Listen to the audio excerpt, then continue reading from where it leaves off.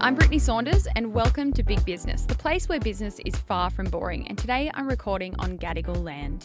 Now, I somehow managed to build an empire from the garage underneath my house, and I'm here to share it all with you, from the wins, the mistakes, the challenging times, and the funny moments in between. So whether you're in business already, perhaps you're not in the game at all, maybe you're just looking for some inspo, or you simply just want to hear the tea, this is the podcast for you. Coming up on today's episode, I'm talking a little bit about my personal life, and in particular, it's a bit niche, but I'm talking about getting my will done. Now, this is something that I have thought about a lot over the last few years, and this is something that I've spoken about with my partner, AJ, and it's been one of those things where I'm like, shit, we're like building all these businesses and all this stuff is happening. I should probably get a will. It's just one of those things that's been on the back of the to-do list, but we've actioned it and the wills are getting made as we speak. And it's got me thinking about my business in like a bigger long-term perspective. So I'm just going to share some tea with you, some insights, and how this whole process has been and what it's got me thinking about for the future of fate. So without further ado, let's just get straight down to business. When I discovered wills, you'd always like see them at the post office. You know those little will kits? Like you can quite literally just go to the post office like Australia Post and there's little will kits. And you can just make them up there at the bloody post office. Xander is looking shocked. You didn't know that? I have never, ever seen a will kit at the post office. Well, now maybe I'm you not know. paying enough attention. You're not. I mean, you go to the post You office. could just make it at the desk. Well, I think, yeah, you fill it out and then I don't know if you just give it to the post office. I don't know. Don't quote me. But yeah, you can get a will kit at the post office. I am gagged. Well, they do passports, so it kind of goes hand in hand, like dying and flying. That's just like, let's get your affairs in order. Let's go down to the post office. Like, it's yeah, just so. No, you can get them at the post office, like a little basic one. Wow. But I'm not doing that. I'm doing the whole shebang. Well, I've got a lot to leave behind for my cats, so maybe I will have to go down to the post office. I feel like doing your will is something that like everyone thinks about in their life. And you always hear people say like life is so short, you know, and I fully fucking agree. Like no one is promised tomorrow. And by the way, trigger warning, if anyone is upset by talking about death or they find it scary to talk about, that's what I'm going to be talking about in today's episode. So I just thought I would give you a heads up about that. But having my will done is one of those things like for ages now. Like I want to say even maybe since before fate started, like when I was an influencer, I always used to think, shit, like I should just get a will made. I think it's one of those things that none of us ever really think about because you think, oh, like I don't need it right now. You know, like I'm young, I'm unstoppable, like, you know, nothing's ever going to happen to me. Like we just kind of all think, oh, that nothing's ever going to happen to me. I'm going to be fine. Like you think of getting a will done for when you're old and dying. But the reality of it is like no one is ever promised tomorrow. And I actually spoke about this on my story a few weeks back and a few people replied to my story. I don't know what roles they were in, but they said like, I'm a so-and-so. Like, I don't know if they work in law or whatever, but they said like, thank you for touching on this because this is actually really important and a lot of us don't prioritize having a will done. And I'll talk about it a little bit more in this episode. But when it comes to your will, it's not just about like the things that you're going to leave behind. Because I've spoken to friends, they're like, oh, I'm not going to get one done because I got fucking nothing to leave behind anyway. You know, and I'm sure that's like the mentality of most people. But when it comes to your will and things that I've been setting up, it's also got to do with like if something was to happen to you and you couldn't make decisions anymore. So it's not even about, like your will isn't just about, I'm going to leave this to my nan and this to my sister and blah, blah, blah, blah, blah. It's about who's going to be responsible if something bad happens to you next week and you are alive but can't make any decisions for yourself. And like you don't have to have anything to leave behind to have that part of your will set up. It's more just about you and your health. So let's get into it. AJ and I have been floating the idea for so long. I guess just for life in general, but also because I'm like, holy shit, like we've built something now. And like if something happens, what's going to happen with the business? Our solicitor, they also do wills. And so I'm like, we need to just get in touch with the solicitor. Like they literally do wills. Like we talk to him all the time. So I sent him the email a few months back and just said, look, AJ and I would like to get our wills done. And it's the most random thing to email about. Hello, I would like to get the thing made in case I fucking die. Like, it's just so grim, but it's actually reality. And one of the most sobering things was when I went, so AJ and I went in to see him, because you don't just like go and get it written. Like, you've got to have like meetings about it, like especially for us, because we've got like all these businesses and stuff. It's not like just filling it out at the fucking post office and off you go.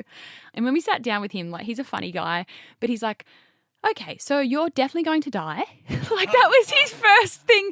And it was sobering, because I'm like, I always say, like, I'm very realistic about death and dying. Like, I know some people don't like to talk about it, or like it makes them anxious or whatever. Whereas I've always been like, we're all going to fucking die one day. Like, I know I'm going to bloody die. I'm not.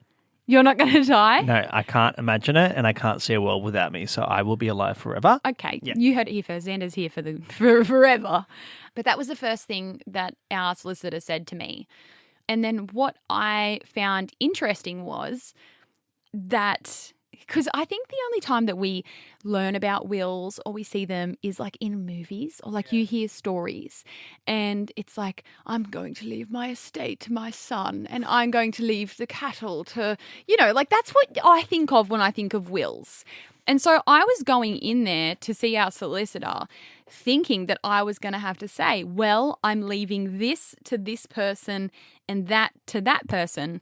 But what I learned is, like, you don't have to do that. And I've even heard rumors or like whispers that, because, things can get so messy when people die, which is really sad, especially people who have stuff to leave behind, like money or real estate or whatever it is. And I've even heard things like, you've got to make sure, even if you have someone in your life that you don't want to give them anything, give them a little bit, because then they can't like come after. Have you heard that? Like, just little things like that. I've heard that. I'd cut them out now if that's the case. Yeah.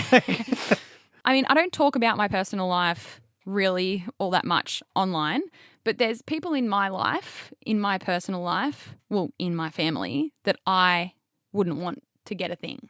And I know that's fucked, but that's the reality. And the scary reality as well is, like, you've got to think about these situations when you're getting your will done.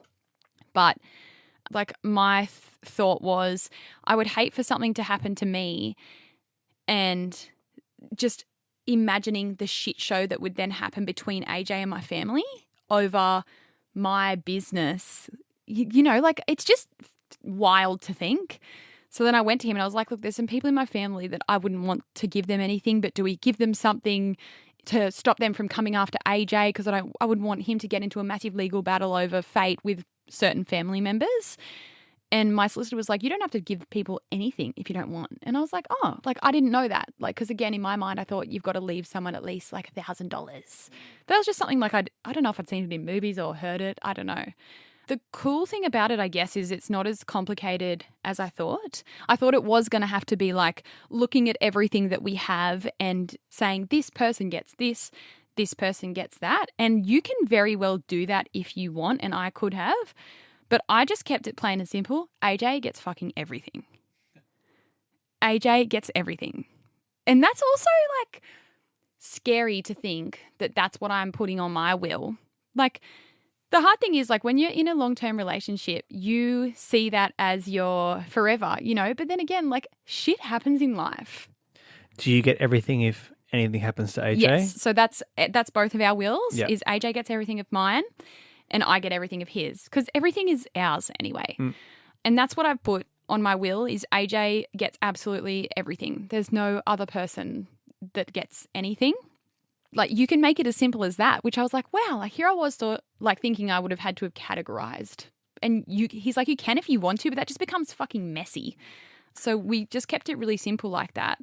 In terms of, say if something was to happen to the both of you. Yes, so that's my next point, God, Xander. I'm just such a good producer. You are. You're thinking ahead. Yeah, but my thought process though is, what would happen to the business, and how does that pass on? Yes. So, and this is the scary thing that we also spoke about with him, which I'd never really thought about either, like, because you just never think. But he said, let's say, for example, you and AJ are in a car crash, and he had to paint all certain scenarios. So, like, you could both be in a car crash and both die. Then I need to have other people on that will. that don't necessarily get anything, but they have to work with lawyers and solicitors to figure out what is going to go on with the business. The other scenario is if AJ and I are like both in a car crash and like I die, but he doesn't. Like there's all these potential scenarios, and it was so confronting to like think about. Like it didn't feel real to have this meeting, but it kind of just made you realize like how important it is to have this kind of stuff in place if like for any reason something like that was ever going to happen. Did it kind of, and before we get onto the question I asked, did it kind of make you feel like you were actually more ill prepared than you actually were? Because that's what I'm getting a bit from this at the moment, is that now that you've done it, you're kind of like, okay, I actually feel a bit calm, and I wasn't as actually prepared for the future as I thought I was. Yeah, I think it's really important to get something like this set up and to think about life in this kind of way, especially with us. Like we're opening all these stores, and like with each store I'm signing a new 5-year lease. And like the crazy thing to think is, let's say, for example, tomorrow AJ and I unfortunately died in a car crash. The landlords don't give a fuck that you've died. The lease still exists. The lease still has to be paid. Like they don't go, oh, that's okay, they died, we'll just end it there. That lease is there, that contract is there. And I've never thought about this before.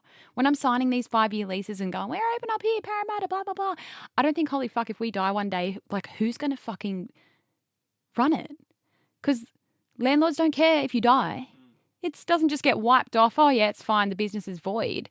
And that's just another thing that's opened my eyes doing my will, is like, holy shit, like if something happened to me and AJ, like what is going to happen? Because we've got 60 plus staff, 7 fucking commercial leases or whatever it is. Just because the owners die doesn't mean that like it all just goes away.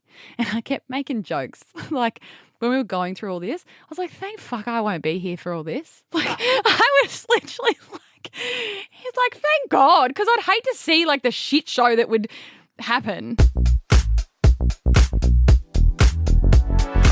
I'm no lawyer, so I don't want to say all the things, but the things that I've had to allocate, I guess, is obviously the will, and then enduring powers of attorney. And let me just he was explaining it all to me. So an enduring power of attorney authorizes someone to make legal and financial decisions for you when you're not able to yourself. So I've had to put someone as my enduring power of attorney. So AJ is that if I die, but then if both of us die, someone else is that. It's my friend, like of over 10 years. And so I had to call my friend and say, hey, like I know this is wild, but I'm putting you on my will as this person. What happens to the business? Who then has to work with solicitors to decide, and is there a person in charge in the company if that scenario was to happen? So it's none of my staff. Wow. I'm not putting my staff on my fucking will. Well, no, but in terms of like the hierarchy, like does someone have to step up within the business that's already there to run it? So everyone would stay in their positions as is. And then I've got my friend that I've been friends with for over 10 years who's also in business.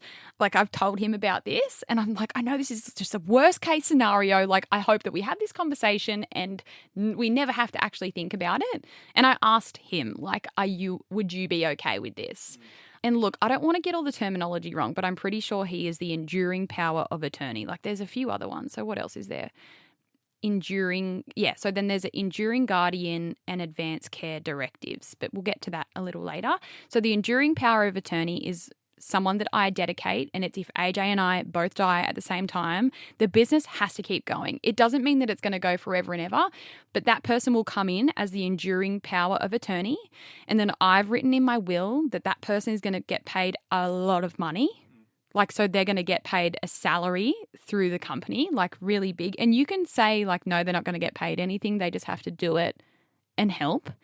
And then that person would then work with lawyers, solicitors, this, that, and the other. And have you put in there like what you would like what your intentions are to happen to the business once No. you're gone, or it's purely up to them? No, so I am going to be writing all of that. Okay. And so what I have to do now, which I need to get started on, is I have to, and this is just crazy, isn't it? So Yeah. I have to make a book that tells that person how I do everything. Wow, that's intense. So everything from this is who we bank with, this is our bank account details, this is our bank account manager, this is our suppliers. Like, If they wanted to sell the business, could they? I haven't got that far into it yet because we're just like in this process now. Okay. But I think I'm going to get to all that where I can kind of make wishes or whatever of what is going to happen kind of thing. Yeah. Now, sorry, I'm spitballing here. You're spiraling.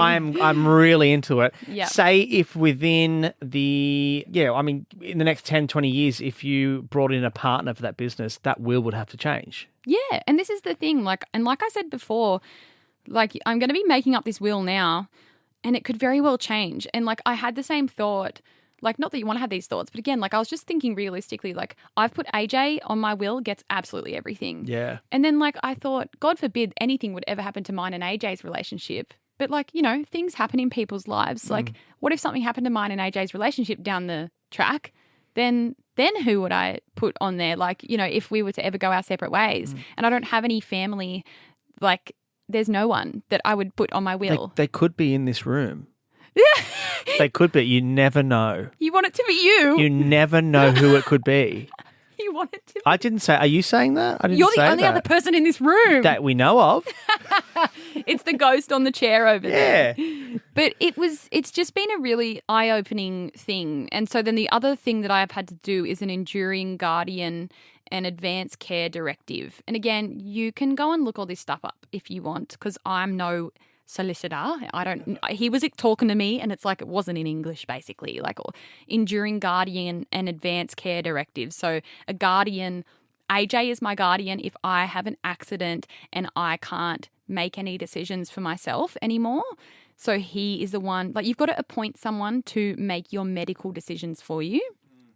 And then I'm his if something happens to him. Or maybe his mum is actually, like we put his mum on his, or his brothers, I can't fucking remember. But then if both of us like get in an accident and can't make medical decisions for ourselves, then like I've put someone else that I know to be that person to make my medical decisions for me if AJ isn't there for whatever reason. What else? The other thing that I did, and again, I don't know the exact words for it, but there's another thing that I've already done and agreed to, which is so scary to talk about. But let's say I'm in the worst case scenario, I'm in a really bad accident and the doctors know that I'm going to die eventually. But you're still alive and conscious? Yeah, but I'm not. Like, you know, if I'm in a really bad way, I've got a thing in there now that says like if two separate professors say that I am definitely I don't know, professor, I don't know what it was. A surgeon, I don't know. Yeah, okay. Again, I don't know what I'm talking about. But there's a thing in there now, and it was another really important thing for us to look at, and it's an important thing for like everyone to look at. Because now it says like if I'm in a certain way and I am definitely not going to come back and it's just going to be like a slow death kind of thing and there's nothing that they can do to save me or whatever, that if two professors or whatever they are say, yes, she's not coming back, that they won't resuscitate or like they will turn off the life support kind of thing. And this was like, holy fuck, when we were talking about this, just to think about that, because my solicitor said that you would be surprised, like the amount of people that get into a scenario like that and they don't have their will made, so they don't have that do not resuscitate thing. Yeah, okay. And then the partner has to make that decision. You know, when you hear about like life support being switched off and whatever. Yes. He said you would be surprised at how many people then feel like they were responsible for their partner's death when they chose to turn off the life support, even though it was confirmed that they're definitely not going to come back. So then my solicitor said he's just seen people go, this is all my fault. Like I chose to turn off the life support, even though that was like the only option. Whereas now I've made that decision for myself. You've taken that power off them, yeah. Yeah. So then AJ's never going to find himself in that scenario because I have said. And so you have that piece of paper with you in hospital. Like, it's fucking wild. It is. I'm kind of like having a little bit of a meltdown. No, but that's how I felt when I walked out too. I was like, anyway, thank you, bye. Yeah. And I'm like, oh my God, like these are all, you know, worst case scenarios that you never want to imagine or think about. But I think especially like being in my position and being in business, like you've got to think about this kind of stuff because, yeah, if I do die and if AJ dies, like what is going to happen to everything? How is anyone going to keep the business running? Who's going to be that person that comes in and goes, all right, I'm going to work with these lawyers to figure out how long we're going to keep this thing going for, or if we're going to slowly shut it down, or if there's going to be redundancies, like just all this stuff. But even then, like I spoke about this on my story briefly and people were messaging me who must work with wills or whatever. And they're like, this is so important for you to talk about because no one talks about it. But we need to, even just for that, like, do not resuscitate thing. And again, I'm not good with the terminology.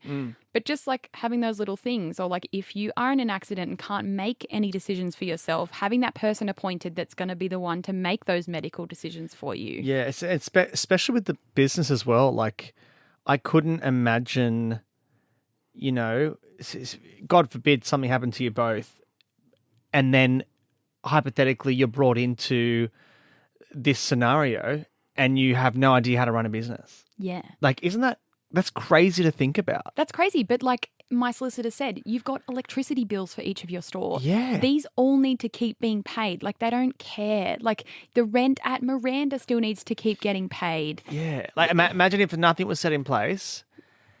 Like what, like... It just all fucking goes to absolute shit. Like who has to step up? That's exactly. crazy. So I've got to put that person there to come in, and all outside people come in and help. Like it's not just like everyone's running around and the building's on fire.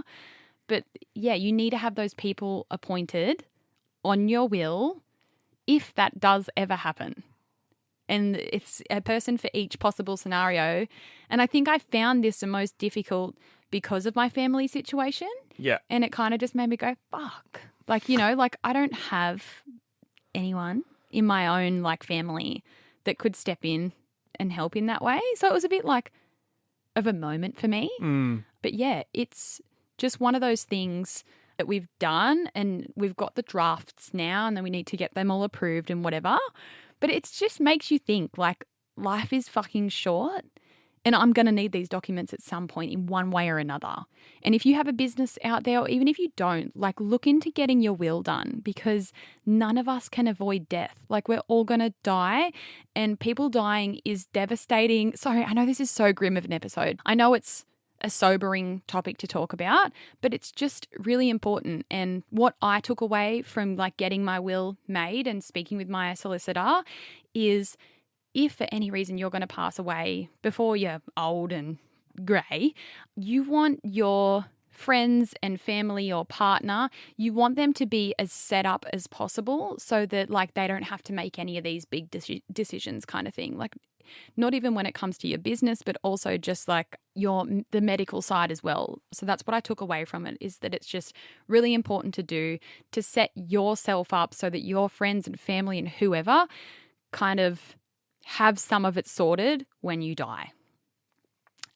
So that's my grim episode of the day.